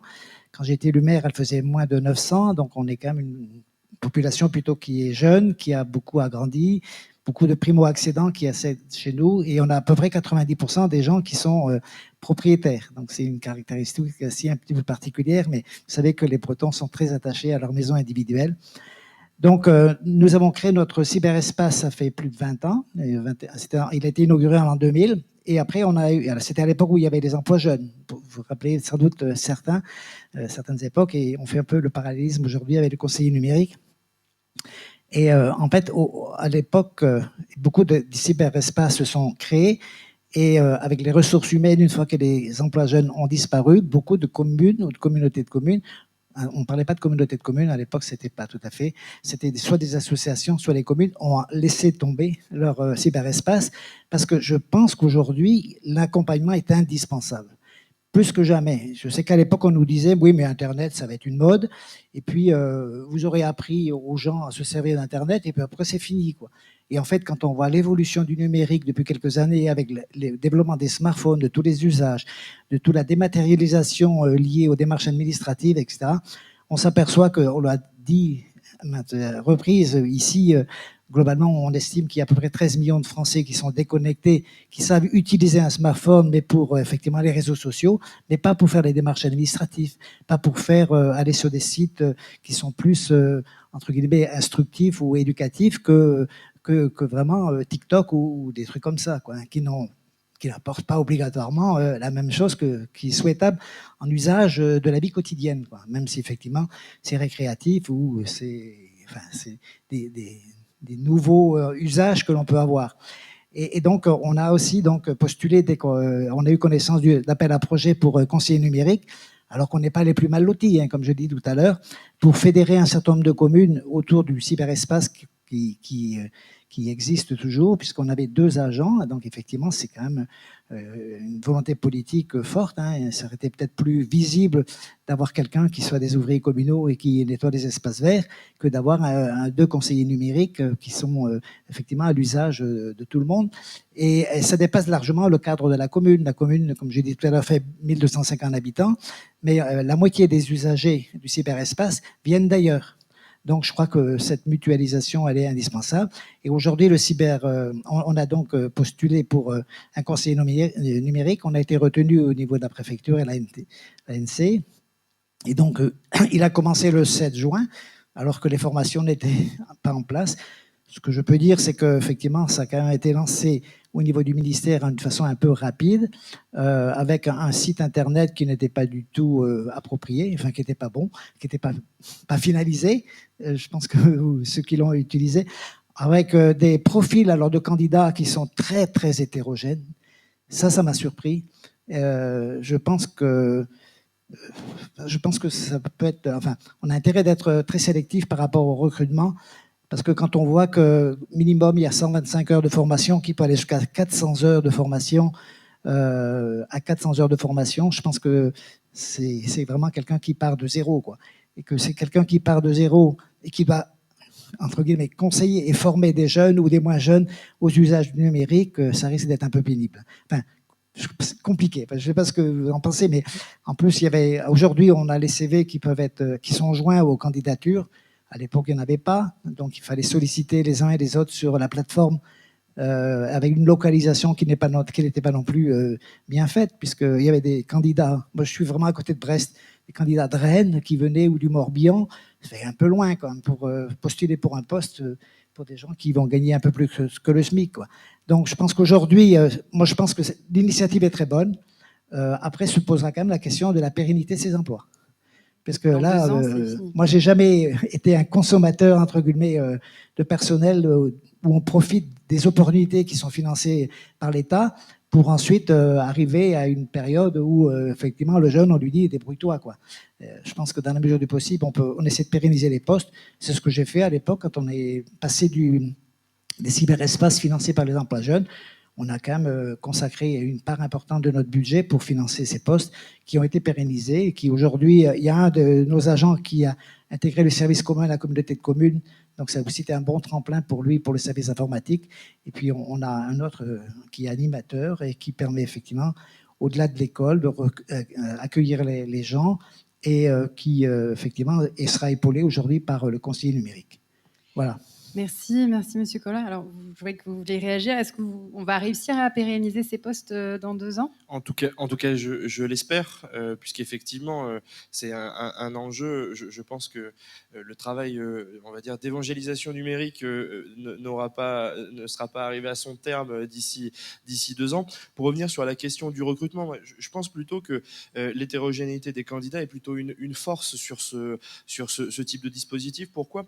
Parce que on le sait, les métiers du numérique sont en pleine émergence. On les connaît pas réellement, ils sont amenés à évoluer. Finalement, j'ai envie de dire, si j'ai quelqu'un qui postule et qui est bardé de compétences en informatique ou en numérique, je préfère qu'il aille ailleurs que chez nous, et de préférer plutôt de partir de quelqu'un qui est plutôt éloigné de l'emploi, éloigné des compétences, éloigné entre guillemets des différents dispositifs, et pouvoir le raccrocher à un métier et un métier de demain, et justement permettre de le faire rentrer dans quelque chose de demain. Moi, ce qu'on peut résumer un tout petit peu sur la question numérique, et qui me désole un peu en globalité, c'est, et sur toutes les politiques publiques d'aménagement de territoire, c'est ces politiques en silo d'appel à projet. Ça, c'est quelque chose qui est de plus en plus délétère, et les collectivités en ont absolument marre. C'est-à-dire que, alors, on a fabrique numérique de territoire, on a conseiller au numérique, petite ville de demain, etc. Et à chaque fois, on a tout un tas de collectivités qui se trouvent juste dans l'interstice entre deux appels à projets, et qui finalement se disent la prochaine fois on reverra tous nos projets et on essaiera de se caler. Finalement, on freine l'inventivité et les particularités des territoires pour créer une certaine forme d'homogénéité. Je pense qu'il faut sortir là-dessus, et notamment inciter l'État à mieux investir, notamment par leur dotation, sur les questions numériques. Aujourd'hui, si on regarde notamment sur le numérique, on a des fiches DETR ou des îles ou ce genre de choses uniquement pour l'investissement. La question de l'investissement, effectivement, c'est important. Avoir le TBI à l'école, avoir des tablettes, ce genre de choses. Mais après, on fait quoi? Il y a un truc chez l'élu, y compris chez les profs, partout, c'est cette impression d'être dans une jungle et avoir une multitude d'acteurs et pas savoir comment faire. Je pense qu'une des choses importantes, c'est accompagner et donner de l'ingénierie au territoire, que ce soit de l'ingénierie pour se transformer en tant que territoire, de l'ingénierie une assistance à maîtrise d'ouvrage sur sa propre transformation, et y compris sur les projets qu'on peut mener sur les territoires. Et ça, c'est exactement la même chose sur conseil au numérique. Il faut pouvoir les pérenniser, parce qu'effectivement, comme on disait, dans 2 ans, si c'est pour mettre la personne à la porte et repartir de zéro, c'est pas la peine. Une autre chose dont on a parlé tout à l'heure, sur la question de l'apprentissage, de l'informatique, etc. je rebondirais, il faut aller vraiment au plus profond. Moi, je pense véritablement qu'il faut demander, dès le plus jeune âge, c'est-à-dire dès l'apprentissage de la lecture, de mettre au même niveau que les mathématiques pour demain ou que l'histoire, le codage, le faire entrer dans les programmes scolaires. Parce que finalement, le numérique, c'est un petit peu comme si on nous avait donné du jour au lendemain un marteau et on nous avait dit, c'est marteau, ça c'est un marteau. Et depuis très longtemps, on se tape le doigt avec. Et c'est ça qu'il faut faire. C'est vraiment comprendre, décomposer le processus pour permettre aussi de donner à n'importe qui les perspectives d'en faire un métier. Aujourd'hui, il y a plein de territoires, plein d'endroits où les jeunes ne s'imaginent pas qu'il y a des métiers autour de ça. Ils consomment, ils voient, ils utilisent, mais ils s'imaginent même pas qu'il y a des métiers autour de ça. Moi, il y a une initiative que je trouve intéressante au-delà des campus connectés qui sont véritablement une très belle initiative, c'est la Rural Web Factory développée par Simplon. C'est la capacité de créer une école type école 42 de codage développement sur un territoire complètement rural et donner des perspectives à des jeunes qui auraient été soit dans des milieux professionnels type charpentier, etc. Leur donner des possibilités professionnelles. On n'en fera pas des ingénieurs data scientists, mais on va dire des ouvriers codeurs et leur donner la possibilité de s'insérer sur le marché du travail. Et ça, s'il y a bien quelque chose sur lequel je pense que l'État doit venir aider les territoires, c'est à développer ce type d'initiative et ces nouveaux modes d'éducation sur les territoires. Merci. C'est un petit peu ce que fait la NCT dans son travail d'ingénierie. Alors, je ne sais pas s'il y a des camarades de la NCT ici. Non, la NCT aujourd'hui, c'est on met dans un même paquet tous les appels à projets qu'on a et on réfléchit en faisant. C'est le learning by doing. Ils apprennent en faisant, entre guillemets, leurs différents appels à projets. Aujourd'hui, sur l'ingénierie, dès lors qu'on sort un tout petit peu du cadre, on dit nous, on a besoin d'une étude spécifique là-dessus ou un accompagnement. Non, ça ne fait pas partie du cahier d'offres de services. Si on regarde sur Petite Ville de demain, par rapport à, par exemple, les programmes Centre-Bourg auparavant, sur le programme Centre-Bourg, c'était un droit de tirage sur le FNADT. Donc, c'est-à-dire que chaque collectivité demandait son étude spécifique sur le sujet qui correspond à son territoire. Aujourd'hui, c'est un droit de tirage sur une offre de service. Et dès qu'on est dans l'offre de service, on n'est plus forcément sur le besoin de territoire. Donc, c'est là où est le biais, effectivement. D'accord, ça c'est un message très clair pour la NCT. C'est important, je pense, de revenir justement de ce besoin. Monsieur Pinson, vous êtes venu aussi nous rejoindre à la table. Vous vouliez contribuer, peut-être présentez-vous auprès de nos auditeurs et spectateurs. Jérôme Pinson, maire délégué des Chimérés à la Commune Nouvelle Beaujour-l'Anjou et professeur des écoles en CM1, CM2. Donc, j'écoute avec beaucoup d'attention et partage un certain nombre de constats. De toute façon, dès qu'on parle d'éducation, au bout d'un moment, on finit par éducation nationale. Je ferai quand même un petit rappel, les écoliers français ne cessent de régresser en maths, en production d'écrit et en lecture dans le classement mondial. Il y a 20 ans, il y avait un souci, il fallait mettre l'anglais, et on a rajouté l'anglais. Aujourd'hui, dans les programmes, on fait autant d'anglais que de grammaire, conjugaison, voilà, et de vocabulaire. Les écoliers régressent. Ensuite, ils n'étaient pas assez créatifs. On a rajouté l'éducation artistique. Donc, mais on fait toujours 24 heures par semaine. Donc, il faut qu'il se fasse. Donc, j'entends tout ça. Bien évidemment que le numérique soit un outil et qu'il faut qu'on le contrôle. Oui. À un moment donné, je m'interroge également sur l'objectif de l'école à travers des enfants. Est-ce qu'on peut trouver un métier dans le numérique si on ne sait pas suffisamment lire, écrire et compter? Je m'interroge. Voilà, aujourd'hui, en CM2, j'ai 5 élèves qui ne savent pas lire.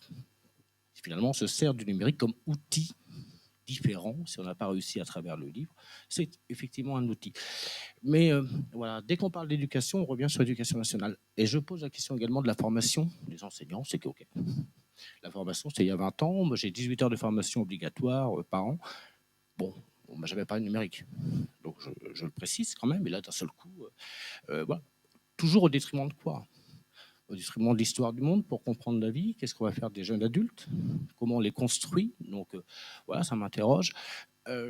Effectivement, aujourd'hui, moi, mes élèves en CM2 sont obligés d'amener le portable sur mon bureau parce que sinon ils font des photos dans le dos. Il y a tout un travail, effectivement, à faire autour de ça. On se posait ce même type de questions il y a peut-être 30 ans avec la télé. Je rappelle que l'écran, c'est le meilleur moyen de garde. C'est-à-dire qu'un enfant qui bouge, vous lui mettez un smartphone et normalement, c'est fini. Voilà, il fait les applications. Donc, à travers tout le partage de ces constats, quelque part, ça m'interroge dans ma pratique et dans les objectifs qu'on se fixe pour faire de nos enfants et de nos élèves de 10 ans des préadolescents, des adolescents et des jeunes adultes. Voilà, donc moi, ça m'interroge, je partage. Voilà, je reviens sur la fracture sociale. Le mot éducation, est-ce que c'est toujours l'éducation nationale de compenser ce manque? Ça m'interroge. Voilà. Oui, merci. Ça revient vraiment sur la question des usages et de toute la socialisation qu'il y a autour de cela pour en faire justement une force. On voit que le temps passé derrière les réseaux sociaux n'a pas la même valeur éducative que le temps passé sur des outils d'application de recherche. Alors, je vois qu'on arrive bientôt à la fin. Merci beaucoup. On va probablement déborder un peu, je m'en excuse. Est-ce qu'il y a encore une intervention de la salle ou bien on peut revenir à nos participants pour conclure? J'imagine que Madame Claude souhaite peut-être intervenir de nouveau pour compléter son intervention initiale et peut-être réagir sur les différentes interventions des élus. Oui, déjà, je trouve le débat là qu'on a eu très intéressant, très instructif, très riche. Ça a posé beaucoup de problèmes, voilà, d'éventuellement, on a des éléments de réponse sur des moyens à mettre en place pour pallier à ces manques. Alors, déjà, oui, voilà, première nécessité, c'est d'avoir un territoire qui soit connecté réellement. Nous, à Forges-les-Eaux, on n'a toujours pas la fibre. Donc, effectivement, on a perdu beaucoup d'enfants au moment des confinements parce qu'il y en a beaucoup qui ne pouvaient pas se connecter pour suivre les devoirs à distance et tout ça. Donc, ça, c'est quand même une première nécessité. Il y a la deuxième nécessité, comme on l'a évoqué, c'est d'avoir une nécessité d'éducation à tout ce qui est numérique, mais il faut qu'elle se fasse avec des animateurs qui soient compétents. Hein, c'est pas des choses qu'on peut improviser, puisqu'il y a un enjeu derrière de compréhension et d'analyse. Et puis, il y aura une nécessité d'avoir ces actions d'éducation à différents niveaux, à mon avis. Donc, effectivement, l'école peut faire des choses, mais ne peut pas faire tout toute seule, parce qu'effectivement, il y a ces problèmes de temps, ce problème de formation des enseignants. Il faut, comme monsieur l'a très bien dit, avoir des lieux sur nos territoires où on puisse effectivement donner cette éducation, cette information, que ce soit des cyber-cafés, des des salles, des médiathèques, peu importe, mais il va falloir effectivement que sur nos territoires ruraux, on ait des endroits où on puisse donner cette éducation. Et puis, peut-être il va falloir inventer de nouvelles choses. Alors là, il m'est venu à l'idée, mais pourquoi pas dans les centres de loisirs, avoir des petites interventions, je ne sais pas, dans des associations sportives, peut-être une fois de temps en temps, une fois dans l'année, avoir un sujet qui soit débattu, pourquoi pas. Il y aura de toute façon une nécessité d'avoir une transversalité dans cette éducation, je pense. Voilà. Et une dernière question que je me pose, c'est j'ai peur qu'on perde quand même des jeunes comment faire comprendre aux jeunes la nécessité d'adhérer à ce mouvement. Voilà. J'ai peur qu'il y ait toujours des jeunes qui soient de côté parce que on arrivera toujours à récupérer celui qui est intéressé, celui qui a une famille qui le poussera dans le bon sens, mais est-ce qu'on arrivera à récupérer tous les jeunes? C'est ça. Merci. Merci. Oui, et vous renvoyez aussi, c'est intéressant cette idée de justement aller vers les espaces, sortir de l'espace pour les investir au maximum. Alors, bon, il y a un sujet dont on n'a pas parlé forcément, mais je ne sais pas si vous voulez en parler, je vous le dis, puis vous faites un peu ce que vous voulez. On n'a pas parlé du lien intergénérationnel et de ce que ça pourrait apporter éventuellement, mais peut-être, monsieur, vous aurez peut-être encore un point en termes de conclusion. Je vais passer ensuite la parole à Pascal Plantard pour qu'il fasse aussi ses considérations. Florian Morel. Justement, sur le lien intergénérationnel, il y a une possibilité, alors dans le même esprit que le conseil numérique, mais c'est plus avec les jeunes, nous, sur le territoire, c'est l'association Unicité, qui est déployé sur toute la région Auvergne-Rhône-Alpes. Donc, c'est des jeunes de 16 à 25 ans qui peuvent justement accompagner les plus anciens sur leur démarche administrative ou en tout cas apprendre justement à utiliser l'outil numérique. Parce que c'est vrai que l'État va demander maintenant, pour beaucoup de démarches administratives, d'utiliser le numérique.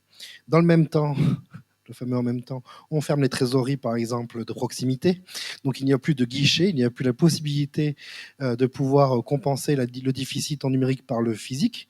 Et donc, si ce n'est pas, encore une fois, les collectivités locales qui répondent sur nos deniers propres, qui aussi sont de plus en plus délicats parce qu'il faut qu'on serre la ceinture pour pouvoir accompagner tous ces manquements, ça va être de justement pouvoir aider ces personnes parce que c'est des gens qui sont déjà fragiles. Si on leur ferme les portes physiques et qu'on leur donne pas les moyens numériques, on va vraiment les isoler encore plus. Donc là, ça va être notre rôle d'aller les chercher. Et en campagne, ils sont souvent encore plus compliqués à trouver parce que c'est des gens qui ne demandent rien, qui ne disent rien et qui peuvent être totalement isolés. Et là, notre rôle, il va être d'aller les chercher.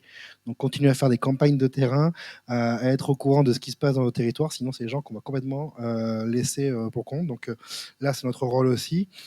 Sur le codage à l'école, très rapidement, l'exemple estonien. L'Estonie, jeune république, jeune démocratie, à fond sur le codage, c'est l'exemple Skype. Donc, on voit bien que dans les écoles, on peut apprendre, mais il y a eu toute une réflexion en amont pour comment on apprend dans les écoles et former les gens qui vont être les apprenants. Et juste parce que j'ai bien aimé, et quand ce sera mon dernier mot mon mot de la fin en tout cas, l'image d'Anthony tout à l'heure par rapport au droit à l'ennui. C'est vrai que le droit à l'ennui, c'était vraiment notre époque où dans les voitures, on s'embêtait, hein, mais c'était le meilleur moment d'être créatif, d'apprendre. Moi, j'ai appris toutes les plaques numérologiques dans la voiture. Je connais tous les départements par cœur, les préfectures, et je pense que les jeunes d'aujourd'hui ne le savent pas. Et c'est justement grâce à l'ennui, la créativité, voilà, on s'embêtait, on prenait une feuille, un crayon, on faisait des choses, on inventait des machines, on jouait.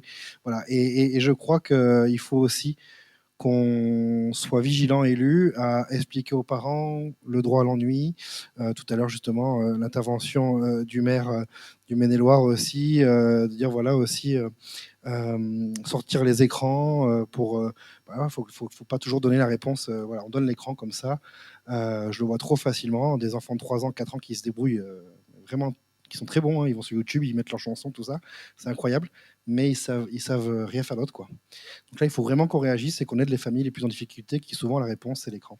Et ça revient à la télé il y a 30 ans, hein, c'est vrai. Juste une toute petite phrase et après j'arrête. Aussi sur la question, on parle des différents acteurs, on a parlé des différentes cellules, l'école, la famille, les collectivités publiques. On a oublié un autre acteur qui fait société, ce sont les acteurs économiques et le lien entre collectivités et acteurs économiques du numérique, je pense, et aussi à travailler. Je pense qu'il y a aussi des aménagements et un travail à faire pour faciliter la commande publique envers les acteurs du numérique, y compris les startups et les entreprises innovantes, parce qu'aujourd'hui, on sait que le modèle économique d'une start-up et notamment ces problématiques en trésorerie sont totalement à l'opposé, nous, de nos règles entre guillemets de finances publiques, que ce soit dans la commande, dans les délais de paiement ou ce genre de choses. Et ce qui disqualifie beaucoup du coup le lien entre les collectivités et les entreprises innovantes et les start-up par ce biais-là. Et donc, du coup, je pense qu'il y a un lien fort à créer et il y a peut-être un travail à mener sur, alors je ne sais pas si c'est des garanties de trésorerie auprès de ces entreprises-là qui s'engagent auprès des collectivités ou ce genre de choses. Il y a peut-être un travail à mener parce que, du coup, on disqualifie tout un pan de cette économie-là. Et je pense que pour créer le lien, que ce soit avec les populations, en leur montrant concrètement ce qu'on peut faire, et y compris avec la population, je pense qu'il faut que les collectivités puissent travailler un peu plus avec les startups. Et aujourd'hui, nos règles de fonctionnement complexifient grandement la tâche. Et pour ça, je pense qu'il faut l'anticiper, avoir une vraie vision, une programmation, sans faire jeu de mots, parce que le dernier appel à projet sur le numérique dans les écoles, il fallait très vite dégainer, et ça va être que des produits qu'on importe, des super outils qui viennent d'Asie. Donc rien que pour déjà notre PIB, notre logique, notre dépendance technologique, on l'accentue encore plus avec les appels à projets qui sont sortis, où il y en avait quelques jours pour répondre, trouver les besoins, échanger avec les instituteurs sur qu'est-ce qu'ils avaient besoin, les former aussi, de dire tiens, ces nouveaux outils qui existent, est-ce que vous voulez changer sur ce que vous avez pour passer à ça? On n'avait pas assez de temps pour le faire. Par contre, pour avoir la réponse, ça a mis un certain temps. le circuit court aussi dans la production et les actions économiques. Alors, ce que je retiens aussi de ce que vous disiez, c'est que finalement, le numérique nous oblige à aller encore plus sur le terrain pour aller chercher les silencieux qui se seraient peut-être rendus dans un service public en présentiel et qui maintenant ne le viennent plus. Alors, on a encore beaucoup de choses à discuter, mais je pense qu'on a pas mal défriché. Pascal Plantard, vous avez initié cette table ronde en nous instigant tout un certain nombre de choses qui nous ont fait parler ensuite pendant 1 heure et demie. Je pense que le moins qu'on pourrait faire, c'est donc vous redonner le mot de la fin pour que vous puissiez éventuellement réagir sur l'ensemble des interventions des élus. Est-ce que ça correspond à votre travail de terrain? Qu'est-ce que vous en dites? Est-ce qu'il y a des choses dont on n'aurait pas parlé? Si vous souhaitez conclure en 5 petites minutes, je pense. Je vois personne qui est arrivé pour nous mettre dehors, donc je me dis que pour l'instant, ça va. Allez-y. Bon. Et merci d'avance. Avec grand plaisir. C'est toujours un vrai bonheur de voir comment finalement ces sujets-là ont une très très forte densité idéologique, et c'est encore plus intéressant de trouver ce retour-là dans un lieu de débat transpolitique, puisque dans ce qu'on dit les uns et les autres, évidemment, il y a non seulement des convictions politiques, mais il y a aussi des représentations qui sont très, très importantes. Alors, quelques points vraiment importants. La question des représentations, la question des imaginaires, la question de la manière dont on voit le numérique. Vous avez tous dit outils. Ça réduit pas mal les choses. En fait, ce sont des instruments, et dans ces instruments, il y a des manières de faire. C'est ce que Rabardel appelle des schèmes, qui sont autant de représentations. Donc certains vont avoir une focale éducation, d'autres vont avoir une focale entreprise, d'autres vont avoir une focale enfance, etc. Ce qui caractérise la situation actuelle, c'est que la réalité est très dure sur les territoires. Il y a la crise Covid, mais juste avant, il y avait la dématérialisation. J'ai entendu parler du ras-le-bol des élus, et je vous garantis que c'est pas la première fois, des appels à projets successifs en éducation, etc., etc. On voit bien qu'on n'est pas dans une situation simple, et nous, on est vraiment, on a des retours terrain qui nous permettent de dire qu'il y a une vraie distance entre ce qui se décide au niveau de l'État et de l'Europe et ce qui se dessine au niveau du territoire. Et j'ai vraiment apprécié les interventions sur que des équipements, oui, mais comment on fait l'accompagnement, comment on peut améliorer la formation de nos propres employés municipaux, comment la question de l'accompagnement, de l'ingénierie de projet, la sollicitation à la NCP. Donc tout ça, c'est vraiment très très très important. Et ça nécessite vraiment de prendre de la distance. Et comment on fait pour prendre de la distance? Alors moi, je vais vous faire une proposition qui est assez connue en Bretagne, puisque nous travaillons comme ça en Bretagne. Eh ben, essayez de vous appuyer sur les chercheurs et les sciences humaines et sociales. Nous avons toute une stratégie aujourd'hui en Bretagne de diagnostic. Alors, ça s'applique aux établissements scolaires, ça s'applique au territoire. Et quand on parle de diagnostic, je vous parlais tout à l'heure du capital culturel numérique. Le capital culturel numérique, c'est un peu quelque chose qui renvoie à des notions qui sont très utilisées dans les entreprises, ça s'appelle la maturité numérique. En fait, nos populations ont accès ou n'ont pas accès. Et ben ça, il faut objectiver par une étude. Et elles ont des fragilités sociales. On dit tout à l'heure la fracture numérique égale la fracture sociale. C'est pas tout à fait vrai. Ça dépend de quel lieu. Il y a des endroits où la fracture sociale génère automatiquement de la fracture numérique. Dans d'autres endroits, elle est compensée par d'autres choses. Donc, fragilité socio-numérique, mais aussi les exigences numériques de vos populations. Si tout le monde est en télétravail, si vous avez 30% de personnes avec le grand âge ou en situation de handicap, vous allez voir que les exigences de ces populations-là sont pas les mêmes que pour une famille de cadres urbains complètement insérés en centre-ville. Et enfin, le maillage des dispositifs d'aide, que ce soit à l'école, dans les centres de formation des universités, mais surtout cette histoire de médiation numérique dont le maire de Florin a rappelé une histoire qui m'est proche puisque j'ai monté la première formation de médiateur numérique à l'université de Rennes dans les années 2000 avec les emplois jeunes. C'est pas neutre du tout que de mettre en face de public en fragilité des gens qui n'ont finalement que soit des connaissances techniques, soit pas de connaissances du tout.